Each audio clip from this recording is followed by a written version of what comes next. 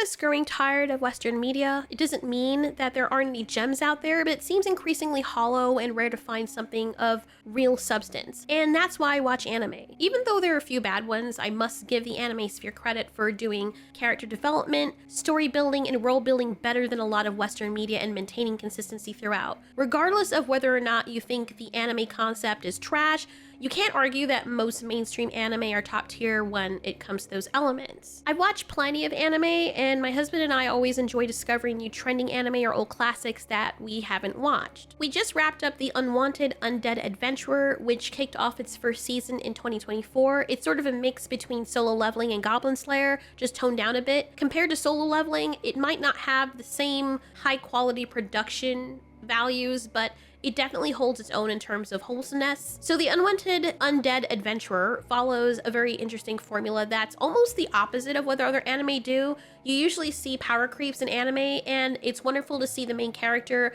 go from being very weak and rejected, or maybe an outcast to their society, or having suffered great loss to becoming a very strong and superpowered individual. Just like in Solo Leveling, our main character, Rent Fena, is an adventurer who has hunted monsters for 10 years. Right off the bat, while he's on a job in a dungeon, he is killed by a super powerful dragon and wakes up as a skeleton undead. The whole adventure for him is trying to regain his humanity. He doesn't just power up, but becomes something entirely different that ends up being better than human, while still retaining very human elements such as compassion, understanding, and sacrifice. He seems to always put others first, making him a very likable character, and we start to see a bit of his personality shine through near to the end of the season. He goes from being a shell of his former self to something ultimately beautiful. We get to see the payoff right at the end in some Twilight scene, and he's so cute! Just like in Solo Leveling, as a result of him being undead, he has found a way to constantly make himself even more powerful, surpassing what would have been even achievable as a human. And he wants to be human again. That's all he wants. And it's interesting that they make this adventure action anime with a bit of slice of life mixed into it, you know, with him having many interactions along the way and helping others, and seeing how those people are willing to help him in turn in this little small town. I think it's a great anime to watch because it evokes something deep within, and in a world where so many people are only out for themselves and constantly bickering with each other, it's nice to see what humanity is actually intended to be, which is helping one another and trading favors, aspiring to be something greater than yourself to help others. The people of the town are looking out for him, and they know him so well because he's helped so many people that even though he wears this mask, they're like talking behind his back and saying, it's him, isn't it?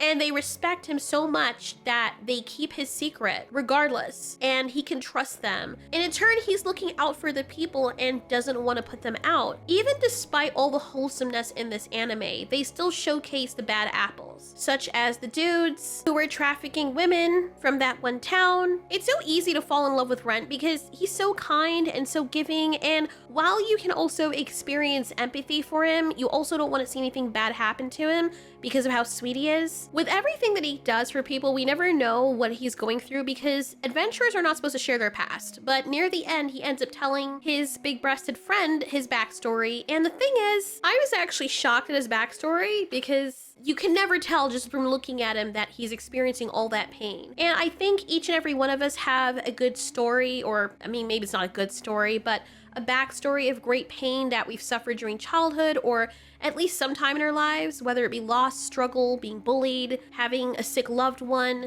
There are so many of us who've gone through countless things that we believe we're alone in and that many people would never understand. Seeing the fact that Rent was able to rise above all of that and still maintain his goodness and his humanity, it's very inspiring to watch. And I came away from this anime wanting to do better.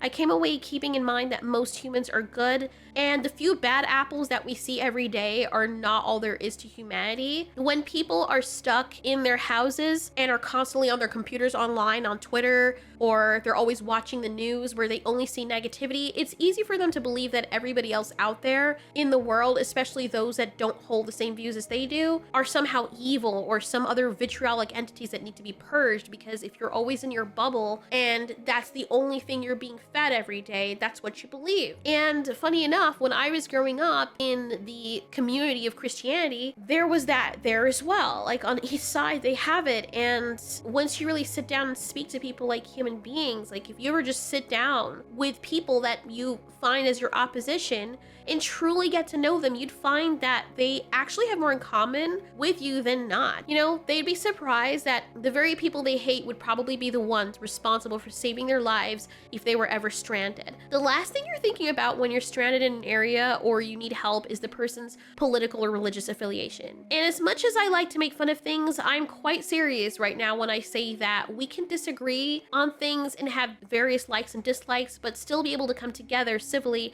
and remember each other as living beings, not enemies. Not your side, my side. And when I watch an anime like the Unwanted Undead Adventurer, you see these people living their lives making weapons, food, or farming, and you witness how simple their life is, but yet they're living with the social richness because all the things that people worry about, the more access we have to technology and information, it seems the stupider we get, and the less social we are, and the less civil we are to each other. You know, those things are not even important when you step back and actually go outside, when you can come together in a small town, talk to each other and be kind to each other and just do something nice for someone.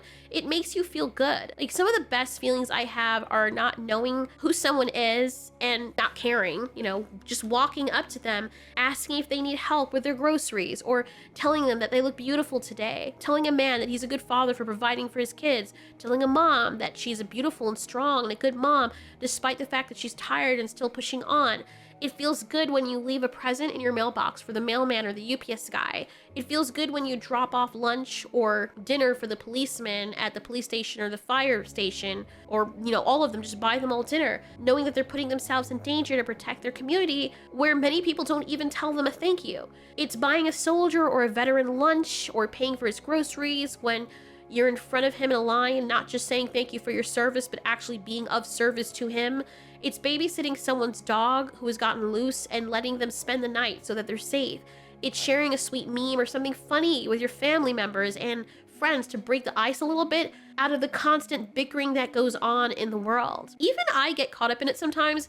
And because of where I live, while I'm not on the computer like all the time, I can take a step back and go outside, just be in the ambience or in the forest. My responsibilities that I have outside of that usually causes me to just see people as people. You're just talking to people. Online doesn't exist when you're talking to people. And if you don't live in a forest, you can go somewhere quiet, like by a lake or a park, as I used to do, and feed the homeless or just listen to some of them. And you hear all the amazing stories they have to tell. Buy a homeless person lunch. I know money is tight, but you're not homeless. And there were times where I was going out and I was starving. Like, I'm not actually starving, but I missed food. I missed my lunch that day because the homeless person is hungry and they need it more than I do. I don't care what people were saying about, well, you know, that's just encouraging them because they'll just use whatever money they get to buy drugs while you're feeding them. I don't care about that. I cannot see someone who's hungry and then not feed them. Like, I just cannot. And I buy them lunch, we sit down together, tell them get whatever you want, and you'd be surprised how many people just want someone to talk to them or someone to listen to them, just want a hug or for you to cry with them. It's also telling your waitress that she's doing an amazing job and giving her a really big hug and a very huge tip that she didn't expect. It's waving to people and giving them a big smile when you stop next to them at a red light. It's watching a movie with friends and laughing together at how ridiculous it is and sharing in that laughter, and then realizing that you're not even laughing at the original thing you thought you were laughing at, but now you're laughing at each other laughing. Life is so beautiful, and it's so easy to forget that, but it's nice that we have an anime like the Unwanted Undead Adventurer, and other anime, to be honest, to remind us. I am more reminded of humanity and the beauty of life in the anime that I watch than I am with a lot of Western media. Again, I'm not saying that there isn't any Western media out there that's doing that, but everything has become so flooded with hatred or victimization and oppression from each side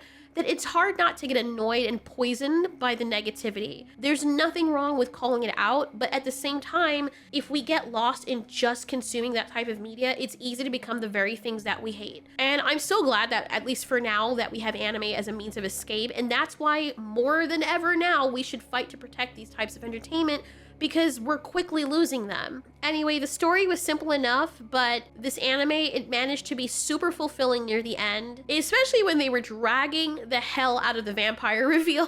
And even if they stopped the anime there, which they're not, I think they got greenlit for the next season, I would still be very happy because I walked away with totally good vibes and a story well told. I live inside my own world of make-believe. Kids screaming in their cradles, profanities.